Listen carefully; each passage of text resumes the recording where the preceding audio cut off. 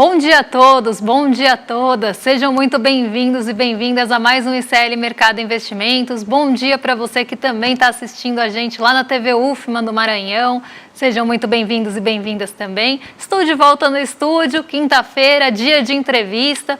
A gente vai chamar o Gustavo Andreão para a gente falar sobre a transição energética aqui do Brasil. Vamos também falar do FMI, que a gente ficou devendo de ontem, e vamos passar aí pelos principais assuntos do dia. Mas antes de tudo isso, André, bom dia, como você está? Bom dia, Débora, bem-vinda de volta ao estúdio. Débora melhorou, conseguiu aí sarar aí da sua doença. Bom dia a todo mundo aí do Maranhão, São Luís e região que está vendo a gente pela TV UFMA. Bom dia aos nossos telespectadores também no YouTube. Hoje a gente vai ter a entrevista com o Gustavo Andreão, especialista aí, doutor pela Unicamp, especialista em transição energética. A gente vai trocar uma ideia aqui para falar do que está acontecendo, como que está a situação da transição energética, desafios e tudo mais. Mas vamos falar também do FMI, que ficou ontem aí pendente para vocês, então a gente vai falar também de como melhorou a situação do Brasil perante o FMI. Mas antes de tudo, Débora, vamos passar para a nossa agenda para os nossos telespectadores saberem aí do eterno Dia da Marmota, que um monte de gente vai falar, e isso aí pode mudar aí as bolsas de valores aí, né? Exato, mais um dia aí que a centralidade, né, e que os discursos dos dirigentes dos bancos centrais, de uma forma geral, ficam no radar, né? Então parece que é a agenda de ontem, mas não é, gente, é a agenda de hoje mesmo. Então o que a gente tem de importante aí sendo divulgado nessa manhã e ao longo do dia? Antes da abertura, saiu o balanço da TSMC, né, da Taiwan Semiconductor Manufacturing. Fica muito estranho falar isso aí em inglês, mas é a principal empresa aí de semicondutores de Taiwan, né? Então esse dado saiu bem cedo, saiu aí antes da abertura, por volta ali das 3 da manhã, a gente já tinha algumas notícias do resultado corporativo da empresa, e isso acabou dando um fôlego também aí na abertura em Nova York e também na Ásia, porque a gente está falando de semicondutores, e ela acabou superando as expectativas, falando muito brevemente aqui antes da nossa abertura e fechamento. A gente tem presidente do Banco Central, vice-presidente do Banco Central Europeu, apresentando o relatório anual do Banco Central Europeu hoje no Comitê de Assuntos Econômicos e Monetários. A gente tem às 8 horas da manhã, que ficou junto com a Bélgica ali, mas às 8 horas da manhã sai o IGPM do segundo decênio de abril, divulgação da FGV. O Departamento do Trabalho dos Estados Unidos divulga, né, na verdade já divulgou os pedidos de auxílio-desemprego da semana até dia 13 de abril, dado que também pode dar uma balançada aí no mercado nesse momento que a política monetária está muito em foco.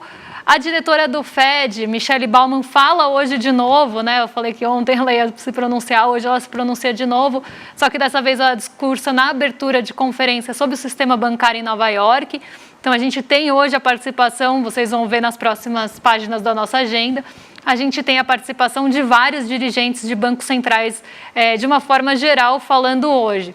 E ontem, né, e antes de ontem, os discursos acabaram ali trazendo um sentimento de aversão a risco muito grande. Por isso que a gente está falando aqui, né, e dando esse peso, porque isso pode ganhar relevância aí ao longo do dia. Então, seguindo aqui a nossa agenda, a gente tem outros dirigentes, então, como falei, discursando, né? Então, o presidente do Fed de Nova York, o John Williams, participa da discussão moderada na cúpula de economia. Hoje saem as vendas de moradias usadas de março dos Estados Unidos, e aí, como vocês podem ver, a partir daí, a agenda está tomada por presidentes e dirigentes dos bancos centrais. Então, o presidente do Fed de Atlanta, o Rafael Bostic, vai falar numa reunião em Fort Lauderdale. A gente tem a dirigente do Banco da Inglaterra também participando de um painel nas reuniões de primavera, as reuniões que acontecem aí ao longo do dia. A gente tem o Banco Central divulgando às 14h30 o fluxo cambial semanal, e a gente tem a dirigente do Banco Central Europeu, a Isabel Schnabel, discursando num simpósio nos Estados Unidos. Então, como eu falei, a agenda hoje está bem tomada por discursos. Em seguida, aí a gente tem mais uma página de agenda para vocês, porque a gente tem aí mais uma vez a reunião de primavera do FMI, Banco Mundial, acontecendo aí ao longo do dia. E nessa reunião está tendo a participação do Roberto Campos Neto e do Fernando Haddad. Inclusive, foram dadas declarações ontem aí do Roberto Campos Neto bastante polêmicas. Eu vou falar um pouquinho disso antes da abertura. mas isso tem potencial de mexer com os nossos juros futuros nessa manhã. E o Rafael Bostic também participa de uma conversa moderada aí em Miami. Então essa é a agenda de hoje, aí a maior parte do dia, como eu falei, tomada por dirigentes dos bancos centrais, e depois do fechamento, já mais para o fim do dia, sai o balanço da Netflix e da Western Alliance. Então, a gente tem aí alguns resultados corporativos também sendo divulgados, já dando início a essa temporada que agora vai ficar mais forte lá nos Estados Unidos. Então, como eu falei, agenda bem tomada aí por política monetária. Vamos então começar nosso giro aí pelo mundo, né? Porque teve bastante novidade, né? Você teve aí altas, inclusive na Ásia. Então, acho que a notícia que a gente sempre sugere aí para todos os nossos telespectadores aí para fazer a leitura, para saber o que aconteceu, o que esperar hoje durante o dia. Mas, Débora, explica aí um pouco essa situação da Ásia, que mesmo com Nova York negativo, né? A gente teve aí um dia positivo na Ásia. Exatamente, a gente teve um dia aí de recuperação dos mercados asiáticos, porque tirando algumas exceções dos últimos dias e até diria dessa última semana, as bolsas asiáticas tiveram predominantemente um movimento de queda durante essa semana até hoje. Então a gente viu hoje uma recuperação dessas bolsas asiáticas, muito ali impulsionada pela procura por ações que caíram muito. Então, dado que as ações caíram muito durante a semana, agora o mercado foi buscar ali oportunidades de compra. E isso acabou dando um fôlego maior aí para a Ásia. Quem ficou na exceção hoje foi o Xangai Composto, que ontem foi exceção e subiu. Hoje o Xangai Composto ele fica muito perto do 0 a 0. Então ele foi o único ali que não acompanhou esse movimento majoritariamente positivo, que veio depois de um dia negativo em Nova York, com o rendimento das treasuries lá subindo muito e pressionando os mercados, inclusive pressionando aqui o Brasil, que virou de posição ali, né? Foi para o terreno negativo, principalmente durante a tarde. Isso foi motivado tanto ali por dirigentes do Banco Central dos Estados Unidos e suas falas, como também pelo Roberto Campos Neto já mais no meio da tarde. Então, esse movimento aí de aversão ao risco tomou muito conta ali do mercado e acabou deteriorando o humor em Nova York e aqui no Brasil ontem. Mas esse movimento não chega à Ásia. Então, a Ásia consegue se desvencilhar disso, ela também aproveita ali essa expectativa pela divulgação do balanço da empresa de semicondutores de Taiwan. E hoje vou colocar aqui na tela para vocês quem liderou aí os movimentos positivos na Ásia foi o KOSPI sul-coreano, tá? Aqui pelos mesmos motivos que eu já expliquei. A gente teve ali uma busca maior, né? Até o mercado fala busca por barganhas. O que é isso? Quando as ações caem muito, começa a se encontrar ali alguma possibilidade de compra dessas ações que caíram. Então foi justamente esse movimento que impulsionou a Ásia hoje, mostrando sinais de recuperação. Então, recuperação aí após dias consecutivos de perda. E o KOSPI sul-coreano subiu 1,94%, liderou os movimentos e ficou aí na primeira posição entre os rendimentos, né, os maiores altos aí da Ásia. Vamos então chamar nosso convidado agora para falar com a gente, o Gustavo Andreão, doutor em economia pela Unicamp, especialista em transição energética, tem um ótimo trabalho aí de doutorado, aí, a tese de doutorado dele sobre esse tema. Bom dia, Gustavo, tudo bem com você? Bom dia. Bom dia, André. Bom dia, Débora. Bom dia a todos. Consegue me ouvir certinho, direitinho? Sim, consigo. Vamos começar Perfeito. então a entrevista já, né? Porque seu trabalho fala bastante aí sobre transição energética, não só no Brasil, no mundo. Tenta falar aí sobre questões de financiamento, modelos aí para melhor situação. E a gente quer saber aí, Gustavo, como que está a situação da transição, o cenário atual, né, da transição energética no Brasil? Perfeito. Bom, André, primeiro eu gostaria de agradecer o convite. Eu gosto muito do programa de vocês. E em termos da transição energética, em termos do Brasil, o Brasil, como vocês talvez saibam, ele tem uma matriz energética do ponto de vista principalmente elétrico, que é a minha especialidade, uma matriz elétrica que é bastante limpa. A grande questão é que ela já foi mais limpa. Ela já foi quase toda só de hidrelétrica. A grande questão aí dentro é que a fronteira hidrológica, onde a gente poderia construir mais hidrelétricas e tal, era na Amazônia. E não só pela questão da biodiversidade, quanto também pela questão das comunidades indígenas e dos povos indígenas, essa é uma fronteira hidrológica que é melhor a gente não explorar. Isso começou a ficar um pouco mais complicado ali nos anos 2000, quando a gente teve o apagão, e desde então a gente tem tentado avançar em termos das novas renováveis, para evitar uma expansão das termoelétricas, que emitiriam gases de efeito estufa e seriam problemáticas do ponto de vista da mudança climática. Em relação a isso, a gente tem uma estrutura muito boa de transição energética, de incentivar essas renováveis. Do ponto de vista da gente ter uma estrutura de leilão que garante a contratação dessas usinas renováveis, e a gente tem uma estrutura de financiamento público do BNDES que financia essas usinas contratadas em leilão, o que ajuda a diminuir os riscos e incertezas desse ponto de vista. Tem alguns desafios aí dentro que a gente ainda tem que resolver, principalmente do ponto de vista da institucionalidade e de como essas instituições se relacionam entre elas. O Ministério de Minas e Energia, o BNDES, o Banco do Nordeste para as eólicas do Nordeste, etc. E Gustavo, bom dia e seja muito bem-vindo ao nosso programa, que é o ICL Mercado e Investimentos. E conta um pouquinho aí para a gente, né, o que está sendo feito para promover essa transição energética aqui no Brasil? Em termos de Brasil, a partir de 2001 a gente teve programas focalizados. Primeiro a gente teve o Proeólica, depois a gente teve o Proinfa, mas todos eles muito dentro do contexto do apagão e da crise elétrica que a gente teve. Depois disso a gente teve programas um pouco mais gerais, então a gente começou com a estrutura de leilões, e algo que foi essencial para manter essa estrutura de leilões e fazer com que ela desse certo foi a entrada do BNDES. Isso foi algo que já foi observado desde o Proinfa e desde o Proeólica, que a entrada do BNDES financiando ela era essencial. Então, a minha pesquisa ela se dá muito nessa relação entre diferentes organismos, diferentes organizações, e como elas se juntando em prol de um objetivo comum, que é garantir a transição energética do Brasil, elas se juntando em prol desse objetivo, elas conseguem alcançar esse objetivo não só de uma maneira mais rápida, como mais eficiente. E para a gente finalizar aqui então, Gustavo, quais são os próximos passos, né? O que pode melhorar essa eficácia aí, que pelo que você falou, a gente até está num bom caminho em relação à transição energética no Brasil, mas obviamente sempre dá para melhorar, né? Até porque a gente quer ser líder, né, na transição energética brasileira. Então quais são os próximos passos? O que precisa melhorar? O que a gente precisa fazer agora? Perfeito. Em termos dos desafios, essa é uma parte bastante interessante, porque nós já estivemos um pouco melhor nesse desempenho recente da transição energética, principalmente do ponto de vista elétrico.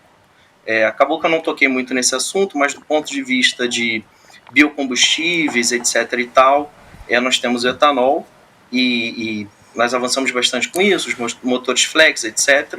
A gente tem que ver, desse ponto de vista, a parte a gente tem que ver como que a gente vai fazer em relação à eletrificação da frota, etc. e tal, para ver esses desafios, principalmente ainda mantendo a estrutura do etanol e vendo como que a gente vai juntar isso com biocombustíveis, até porque do ponto de vista da matriz elétrica, as usinas de cana elas são muito importantes por causa das termoelétricas de biomassa.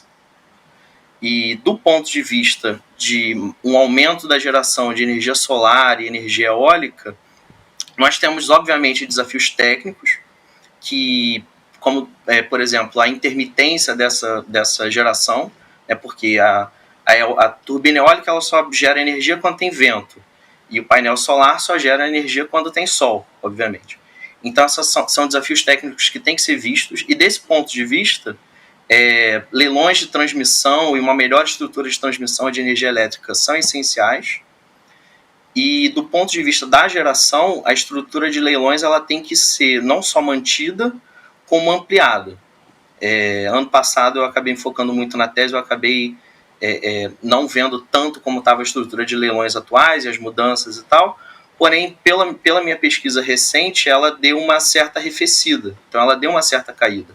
Então a gente tem que aumentar a oferta de leilões e aumentar o quanto que entra dessa oferta de energia, até porque de um ponto de vista do crescimento, o crescimento ele precisa o crescimento do PIB, o desenvolvimento brasileiro, ele precisa de mais oferta de energia. E então, se a gente quer que o Brasil cresça, a gente precisa que o Brasil tenha mais energia ao seu dispor. Isso é essencial. Muito obrigado mesmo pela entrevista, Gustavo. Vou te dar aí só uma última palavra para você falar um tchau aí para a nossa audiência aí. Perfeito, gente. Muito obrigado pelo convite. Fico bastante feliz pelo convite e gostaria de agradecer a audiência e todos vocês. Muito obrigado. Obrigado aí, Gustavo. Vamos falar agora do FMI, Débora, que o FMI revisou ontem, né, a sua perspectiva em relação à economia mundial, e o Brasil foi um desses países aí que teve uma revisão do FMI para cima, né?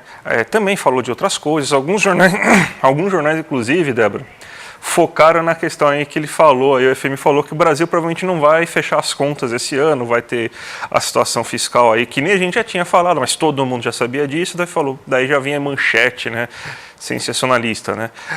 FMI alerta para os riscos fiscais da economia brasileira, né, mas o FMI alerta, mas ele acredita que o Brasil vai crescer mais, então meio contraditório isso. Mas vamos mostrar aqui como que está a situação do Brasil em relação ao resto do mundo aí, nas previsões que o FMI está fazendo esse ano, né? A gente fez um gráfico aí para mostrar para vocês. Ó, a gente vê aqui que a Índia deve ter o maior crescimento aí do mundo esse ano de 2024, né? 6,8%. A Índia vem vindo muito forte aí economicamente, ela deve chegar cada vez mais próxima aí das primeiras posições, está muito próxima de passar a Alemanha aí no médio prazo. A Índia é a China de ontem, né? E a China, que é a China de hoje, ela já está num crescimento de 4,6% aí previsto para esse ano. O mundo como um todo deve crescer 3,2%, mas muito puxado aí pelos países emergentes, né? A própria Índia, a própria China, a própria Rússia, que vai crescer 3,2%.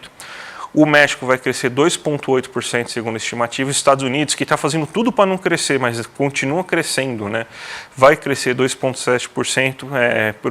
Para a infelicidade de Jerome Powell, que acho que os Estados Unidos tinha que crescer mais para acabar com aquela inflação de 3,8% aí no acumulado, né? Tudo isso, essa política monetária toda maluca aí que ele está fazendo e está abalando o mundo inteiro aí, é justamente porque os Estados Unidos está crescendo demais, segundo a visão dele. O Brasil vai crescer 2,2%. Se a gente pensar que no começo do ano a previsão era de 1,7%, o Brasil aí, pelo esse primeiro trimestre bem aquecido, ele vai ter um crescimento muito mais robusto do que estava sendo esperado. Então, essa é uma boa notícia aí. O Brasil deve crescer mais aí. A gente tem a Espanha crescendo 1,9%. Para a Europa é um ótimo resultado, porque a Europa está muito mal, né? A Europa está com um crescimento muito baixo. A gente está vendo, né? A Alemanha vai crescer só 0,2%, segundo a estimativa do FMI. Reino Unido só 0,5%. Itália, França 0,7%. A zona do euro como um todo só 0,8%. Então, basicamente a Europa não vai conseguir ter 1% de crescimento do PIB. Então, está muito estagnada, né? E o Japão crescendo 0,9%. Então a gente está com crescimento abaixo dos emergentes, se a gente for pegar a Índia, China, Rússia e México, né? Os Estados Unidos está crescendo mais do que ele gostaria, inclusive, mas o Brasil está crescendo abaixo dos emergentes, a gente poderia crescer mais, né? Mas a gente tem situações como falta de gasto de política fiscal para fazer um crescimento um pouco maior, taxa de juros ainda muito elevada, coisas que a gente precisa resolver internamente, mas a gente está numa boa situação, isso é uma boa notícia, né, Débora? Exatamente. E aí, até falando aí de taxa de juros mais elevada, eu vou aproveitar esse gancho antes da abertura aqui, porque isso explica bastante até o fechamento de ontem, uma possível movimentação que era esperada nessa manhã, que foi aí a fala do Roberto Campos Neto, né? Ele está então participando ali das reuniões de primavera, né, do FMI e do Banco Mundial, e a gente viu ali ele falando ontem sobre a política monetária brasileira. Ele falou que a nossa política monetária pode enfrentar desafios, justamente, adivinha pelo quê, André? Pela revisão do déficit para 2025 e 2026. Então, ele colocou na conta essa possibilidade e falou que a gente pode ter desafios em relação aos cortes futuros da nossa taxa Selic, justamente por essa revisão feita aí do déficit dos próximos anos. E isso causou ali um furor no mercado, porque o mercado já tinha até dado que na próxima reunião do Copom, né, até pela indicação que veio da última reunião de março, na próxima reunião que vai acontecer no comecinho de maio, a gente pudesse ter ali um corte de 0,25 ponto percentual e não 0,5% como foi indicado. Que isso poderia quebrar aquela possibilidade de continuar cortando a taxa Selic em 0,5% já na próxima reunião e não para outra, né? Então para maio e não posteriormente. E aí isso causou ali uma turbulência no mercado, as nossas curvas de juros abriram bastante. O que isso significa? Quando a gente olha as negociações dos juros futuros nos vencimentos, né, nos próximos vencimentos e até vencimentos mais longos, a gente viu essas taxas subindo, né, indicando também uma possível Selic terminal, né, as pessoas usam esse termo, mas eu vou explicar aqui, isso é só a Selic do fim do ano. Então, uma Selic no fim do ano mais alta do que se esperava, justamente por essa fala do Roberto Campos Neto, que gerou bastante barulho aí no fim do pregão, né, no fim da sessão de ontem, e poderia mexer com a abertura hoje. Então, vamos colocar aí na tela para vocês, para a gente ver como é que está a nossa abertura hoje. Então, o DI futuro, né, que era esperado, inclusive, que respondesse a essa fala do Roberto Campos Neto, não respondeu na magnitude que se esperava. A gente vê aí um DI até em queda, pensando aí para 2032, então a gente está falando de um vencimento para 8 anos para frente, né? Então, a taxa esperada hoje para 2032 é 11,60. Ontem estava em 11,66. Né? Então, aqui a gente vê um ajuste, né, dessa expectativa para os juros futuros depois de subir muito.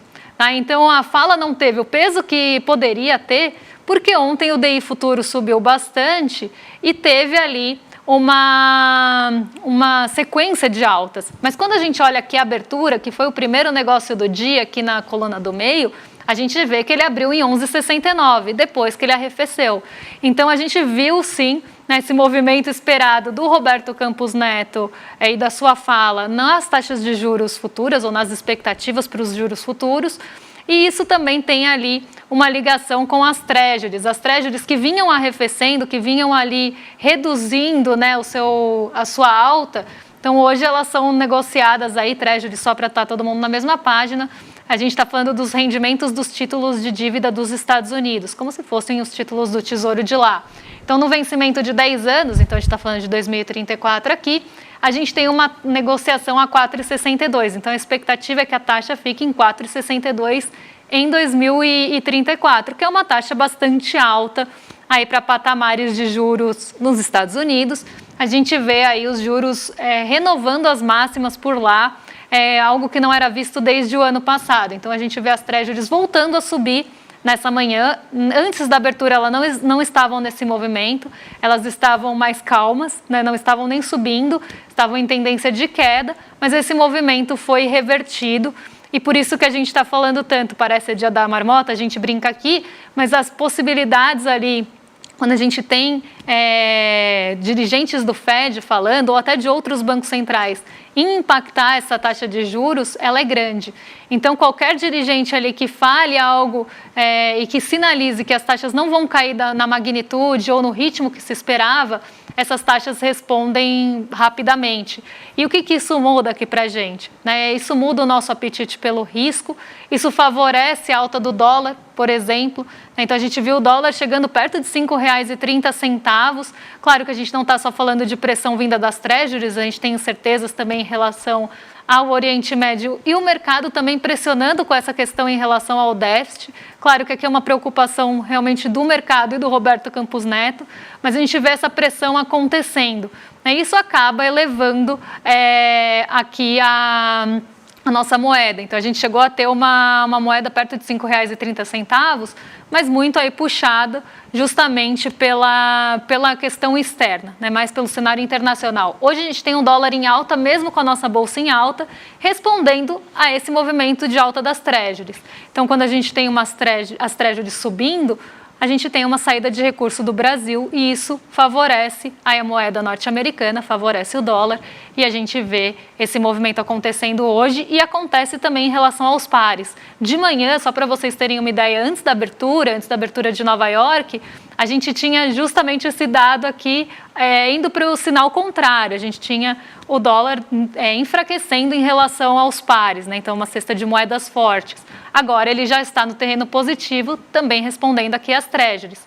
E as bolsas dos Estados Unidos com pouco fôlego, né? A gente vê aqui a Nasdaq bem perto do 0 a 0, ela pode ter um impulso ali favorecido pelo setor de semicondutores, mas ela também pode ter o apetite diminuído aí pela alta das treasuries, uma vez que ela é bem sensível, e também ela pode ter esse apetite diminuído aí pela espera dos balanços que saem no fim do dia. E a gente tem o nosso Ibovespa subindo hoje, recuperando parte das perdas, porque ontem ele chegou ali no menor patamar desde meados de novembro. Agora ele consegue esse fôlego vem não somente dessa recuperação, mas também do setor de minério, que sobe mais uma vez, mais um dia de alta no minério de ferro em Dalian. Isso tem puxado bastante aí o setor de mineração e siderurgia para cima. E a Vale também teve ali um adendo, que ela teve um bom resultado operacional, que é um pré-resultado que é divulgado, e isso trouxe aí um fôlego para o nosso Ibovespa. Então a gente tem esse cenário hoje, o petróleo Brent cai, então pode limitar essa alta, mas um cenário majoritariamente de recuperação, como a gente viu acontecendo aí nas bolsas asiáticas. Gente, a gente vai ter uma experiência exclusiva e inédita aí no Brasil. Mandaram tanto a gente ir para Cuba que a gente foi e trouxe um material maravilhoso para vocês. Uma testemunha viva que conviveu com os maiores revolucionários do século XX vai estar com a gente aqui ao vivo no ICL, né? No dia 21 de abril, às 8 horas da noite aí, é a lendária filha do Che Guevara, a Aleida Guevara, né? Que é a convidada de honra da nossa próxima aula aberta do ICL, até a vitória sempre, Che por Aleida Guevara. Então vai contar toda a jornada dela, do seu pai, vai falar os fatos da vida dele aí, que você não vai encontrar em livros de história. Então vai ser imperdível, gente. É 21 de abril, um domingo, às 8 horas da noite. E para você conseguir garantir aí a sua vaga, clica aqui no link que vai aparecer aqui embaixo aqui para você, iclmercado.com.br. Então já garante sua vaga aí, que é exclusiva. Imperdível aí essa aula, mais um aulão aí do ICL que a gente não pode deixar de se inscrever para não esquecer. E agora vocês ficam com o Rolê ICL na seguida, né? Vocês vão aí ficar em boa companhia agora a partir das 11h30, a gente se despede por aqui. Mas amanhã a gente está de volta a partir das 11 horas para trazer as atualizações aí dos principais assuntos do dia. Um beijão, até amanhã. Até amanhã, gente. Tchau, tchau. Pelas ruas de Cuba anda uma lenda viva. Se eu falasse para você que o nome dela é Aleida, talvez você não reconhecesse imediatamente. Mas se eu te falasse que o nome dela é Aleida Guevara, aí eu tenho certeza que você vai saber de quem eu estou falando. Aleida Guevara, filha de Che Guevara, o líder revolucionário mais popular de todos os tempos, se encontrou com o ICL e contou pra gente a biografia dele, seu pai, a pessoa que mais inspirou gerações a lutar por um mundo mais justo. Para você não perder esse encontro, é só você se inscrever no link aqui em cima ou aqui embaixo. E no dia 21 de abril, um domingo às 8 horas da noite, participar desse encontro inédito e exclusivo.